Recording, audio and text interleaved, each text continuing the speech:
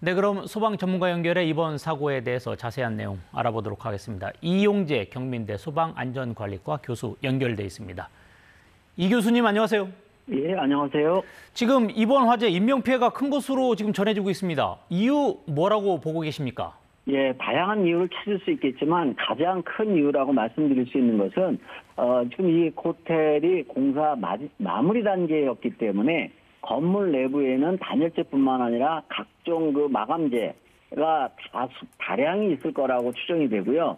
특히 이런 그 대부분 그 마감재라고 하는 것이 가연성 소재, 다시 말해서 불에 잘 타는 재료들이고, 또한 이런 것들이 화재가 났을 경우에는 다량의 유독가스를 방출하는 그런 특성을 가지고 있는 화재가 많은 상태에서 화재가 났기 때문에, 또 하나는 그 화재 위치가 1층 이 저층부라는 거에 또 하나의 원인을 찾아볼 수가 있습니다. 왜냐하면 이게 저층부에서 화재가 나게 되면 상층부로, 다시 말해서 그 현장에서 일하신 분들이 이제 다수가 상층부에 있게 되는데, 이렇게 되면 그 밑에서 불이 나게 되면 건물이나 이거를 연기와 화염이 감싸고 올라가는 또 계단이나 이런 수직관 통보를 통해서 연기가 빠른 속도로 올라가는 이런 아주 그 좋지 않은 위험한 이런 상태를 유발하는 그런 화재이기 때문에 인명피해가 이렇게 많이 났지 않겠느냐, 이렇게 추정할 수 있습니다. 네. 교수님 지금 두 가지 말씀을 해주셨는데, 이제 뭐 마감재라든지 해가지고 공사 자재 관련돼서 한 가지 말씀을 해주셨고, 이제 불이 난 위치가 지금 현재 추정되는 곳, 지금 그거 관련돼서 말씀을 해주셨는데, 그럼 우선 자재 관련돼서 하나 좀 더 여쭤보겠습니다. 지금 이렇게 공사가 이루어지고 있는 이런 공사 현장에서는 이런 어떤 화재를 예방하기 위해서 이런 공사 자재라든지 뭐 지금 마감재 말씀하셨는데, 이런 부분을 뭐 좀 이런 사고에 대비해서 좀 안전하게 좀 뭐 보관해야 된다든지 이런 어떤 규정이라든지 이런 지침 뭐 이런 게 있습니까? 당연히 있습니다. 이런 사고를 예방하기 위해서 우리 소방법에서도 이 공사 현장의 그 임시 소방시설 설치라든지 그 화재 위험 작업이요, 이런 마무리 단계에서 페인트 작업이나 용접 작업이나 이런 거를 이제 화재 위험 작업으로 분류해 놓고, 그거에 따라서 여러 가지 임시 소방시설을 설치하게 되어 있고 이렇게 되어 있고요. 그다음에 중대재해법에 의해서도 이거와 유사한 대동소이한 그런 그 규정들을 마련했고 있습니다만, 아직까지도 많은 현장에서 이러한 것들이 좀 철저하게 지켜지지 못하는 부분이 있습니다. 그래서 자꾸 이런 안타까운 사고들이 발생되고 있지 않느냐, 저는 그렇게 생각하고 있습니다. 네, 그렇군요. 교수님 아까 말씀하셨던 것 중에 지금 이제 화재가 난 위치가 1층, 이렇게 저층부다. 그래서 이런 부분 좀 인명피해가 커진 것 아니냐라고 말씀을 하셨는데, 네, 그렇습니다. 예. 아무래도 지금 화재가 난 현장 자체가 바닷가 근처고, 지금 화면상으로는 타고 있는 연기가 수직으로 올라와서 바람이 크게 불지는 않았던 것 같은데, 이렇게 유독가스의 이동, 이런 부분과 관련돼서 인명피해가 발생할 수 있는 여지가 더 큰 거죠, 이게 저층부라면? 그렇습니다. 정확히 말씀해 주셨는데요. 저도 영상을 계속 보고 있는데, 연기가 이 유독가스 시커먼 연기가 옆으로 가는 것이 아니라 거의 수직으로 곧장 올라가고 있는 것을 보면 바닷가이긴 하지만 바람의 세기는 거의 없는 걸로 이런 걸로 추정이 되죠. 그러나 이 저층부에서 불이 났다는 게 왜 더 위험하냐면, 그 일하시는 분들은 대부분 다 실내에 계신 거고, 그런 상태에서 기본적으로 화재의 속성이라고 하는 것은 화염이나 연기가 상층부로 빠르게 올라가는 속성이 있습니다. 그런데 이런 건물들은 기본적으로 1층부터 맨 아래층부터 맨 위에 층까지 뻥 뚫린 공간이 있습니다. 계단이라든지 엘리베이터 승강로라든지 이런 게 없을 수가 없죠. 그래서 화재가 저층부에서 나면 이런 수직관 통부, 계단이나 엘리베이터 승강로를 통해서 거의 1초에 3m 이상씩, 미터 이상씩 빠른 속도로 이 위로 전파가 되게 돼 있죠, 유독가스가. 그러다 보면 그 안에서 작업하시던 분들이 대피할 수 있는 방법이라는 게, 다행히 초기에 대피하시는 분들은 1층으로 대피하는 게 좋겠지만, 어느 정도 화재가 진행되게 되면 저층부에 이렇게 연기가 꽉 차 있다 보니까 사실 1층으로 대피하기가 굉장히 어렵습니다. 불가능하죠, 대부분. 그래서 많은 분들이 이제 어쩔 수 없이 옥상으로 대피를 하시는 게 맞고, 또 그렇게 대피를 한 부분도 있습니다. 그래서 우리 그 구조 헬기가 3대 이상이 동원이 돼서 아주 빠르게 인력을 우리 그 인부분들을 일하시는 분들을 구출해내는 그런 장면이 보여지고 있습니다.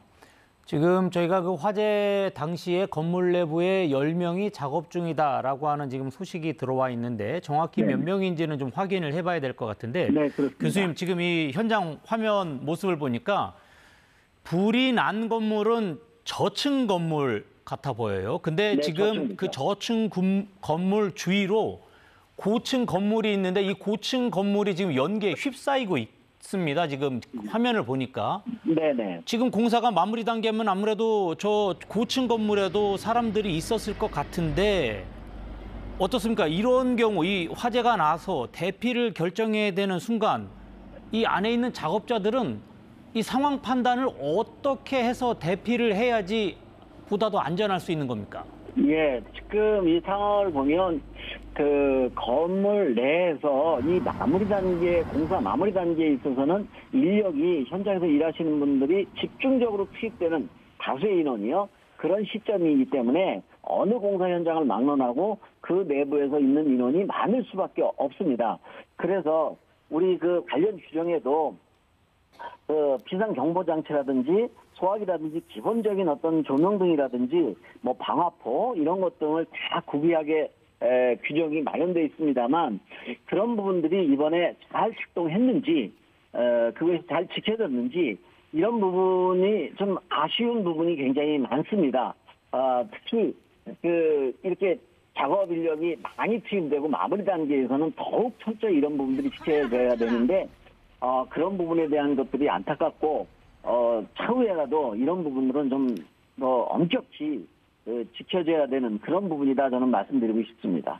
네, 지금 옥상으로 대피한 인원 14명이 소방 헬기로 구조됐다는 소식 들어와 있습니다. 14명이 소방 헬기로 구조됐다는 소식이 들어와 있는데 교수님 그러면은 이게 궁금합니다. 현재 지금 공사는 다 마무리가 되지 않은 상황이고 이제 마무리를 향해서 가고 있는데 어떻습니까? 저 지금 공사 현장 각 곳곳에 뭐 스프링클러라든지 이런 소방 시설이 다 갖춰져 있어야 되는 현재 공정에서 상황인지 아닌지는 잘 저희가 지금 확인할 수 없는데 지금 공사가 끝나지 않은 상황이면 공사가 마무리돼 가고 있는 상황이면 조금 전 말씀하신 뭐 소화기라든지 아니면 뭐 이렇게 가스를 막을 수 있는 어떤 그 뭐 방독면이라든지 이런 부분이 이 작업자들을 위해서 좀 빛이 될 수 있도록 이런 어떤 제도라든지 이런 게 있습니까?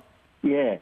지금 제일 더 안타까운 게 뭐냐면 지금 이게 공사가 완공이 안 됐습니다. 그렇다면 저 정도 규모면 이제 건물이 완공됐을 경우라면 옥내소화전이라든지 스프링클러라든지 감지기라든지 다양한 소방시설이 작동에 들어갈 것이 분명한데 지금은 이거는 완공이 안 됐기 때문에 그런 소방시설도 설치는 돼 있다 하더라도 작동이 안 되는 상태다라고 될 수가 없는 상태다라고 판단이 되는 거고요.